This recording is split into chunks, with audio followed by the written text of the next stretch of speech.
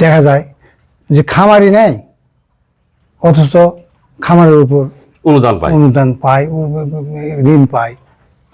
আবার কৃষিতে যা দেখা গেছে সরকার তাদের কিছু স্বল্প সুদে ঋণের ব্যবস্থা করে দেয়, কিংবা সুদমুক্ত ঋণের ব্যবস্থা করে দেয়।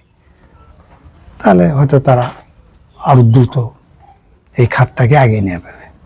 এবং এর মধ্যে আমাদের দেশে লক্ষ লক্ষ বেকার যুবক, তারা কি করবে দিশাহারা, তাদের কর্মসংস্থান নাই। আপনি তাদেরকে কি বলবেন? একেবারে যাদের দেখা যাচ্ছে কোনো পথ নেই রুজি রোজগারের, যেহেতু আমাদের কৃষি প্রধান দেশ, অন্তত যেভাবে হোক অন্তত তার ভিড়া বেরিয়ে আছে।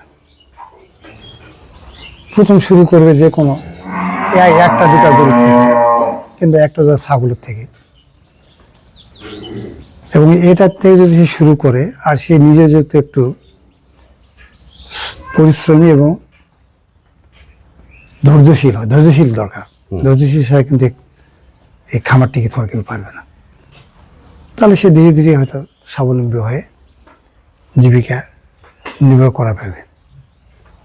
এর পাশাপাশি যদি সরকার তাদের কিছু স্বল্প সুদে ঋণের ব্যবস্থা করে দেয়, কিংবা সুদমুক্ত ঋণের ব্যবস্থা করে দেয়, তাহলে হয়তো তারা আরো দ্রুত এই খাতটাকে এগিয়ে নিয়ে পারবে।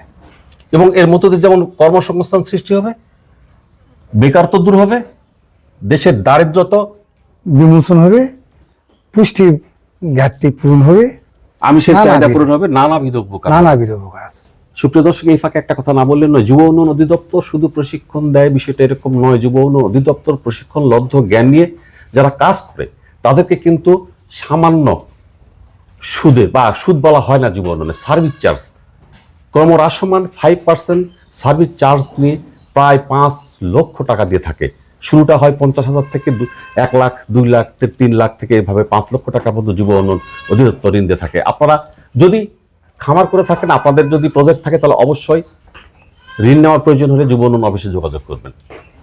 এখন আমার ক্ষুদ্র জ্ঞানে এখন বেকারত্ব দূর করতে হলে যেসব বেকার আছে তাদের আগ্রহী হয়ে 1, 2 সরকারি পর্যায়ে তাদের কিছু সরকারি সহায়তা, এবং সরকারি সহায়তাকে দিলে হবে না, এই সহায়তা সঠিক ব্যবহার হচ্ছে কিনা এইটার তদারকি তাদের করতে হবে। যথাযথভাবে তারা সেই টাকাটা ইউটিলাইজ করতেছে, ব্যবহার করতেছে না। আচ্ছা। এবং আমাদের রাজনৈতিক একটা যেটা কালচার এসে গেছে বলা যায়, হ্যাঁ, দেখা যায় যে খামারি নেয়, অথচ খামারের উপর অনুদান পায়, ঋণ পায়। আবার কৃষিতে যা দেখা গেছে বিভিন্ন মৌসুমে পাটের বীজ, সরিষার বীজ, হ্যাঁ, যখন যে সরকার গঠন, সেই দলের যারা লাঠিয়াল বাহিনী তাদেরকে ওই ভর্তুকি সার দিচ্ছে বিনামূল্যে, কিন্তু সারটা নিয়ে এসে সে আবার অন্য কাছে বিক্রি করতে, সে সারটা নিজের জমিতেও ফেলে না। এটা একটা অপচয় হয়। এই সবগুলা যদি সরকারিভাবে একটু তদারক করে এবং সরকার যদি এটা একটা পদক্ষেপ নিয়ে সুষ্ঠু ব্যবস্থা করে, তাহলে প্রকৃত যেটা বেকার, সেই বেকারের যুবকগুলা জনশক্তিতে পরিণত হবে এবং দেশের বেকারত্ব কমে যাবে, দেশ সমৃদ্ধির দিকে এগিয়ে যাবে। এটা হচ্ছে আমার ক্ষুদ্র ধারণা। এ বাদেও একই জনের এক মতামত থাকতে পারে। একটা কথা আছে, অলস মস্তিষ্ক শয়তানের চরকা, একটা প্রবাদ। যখন কোনো কাজ থাকে না, যত রকম সমাজে অপকর্ম পড়ে যাবে, প্রথম দেখা যাচ্ছে এরা এই খেলা শুরু করলো, তাস খেলাটা যেটা, কিংবা মোবাইলে খেলা, হ্যাঁ, জুয়া খেলা, এই খেলবে এই সময়টা কাটার জন্য। তখন তারা কিছু মাদক সেবন করবে, সেটা সিগারেট হোক, তামাক হোক, যেটাই হোক। এই করতে করতে এর শেষ নেই, মাদকের তো শেষ নেই, ইঞ্জেকশন আকারও পাওয়া যায়। এই পথে তার ধীরে ধীরে হাঁটতে হবে। এই পয়সা যখন তারা পাবে না, তখন চাঁদাবাজি যাবে, কিংবা হয়তো রাহাজানি যাবে, ছিনতাই যাবে, মানে সমাজের বোঝা। বেকার থাকা মানে সমাজের বোঝা, দেশের বোঝা, দশের বোঝা।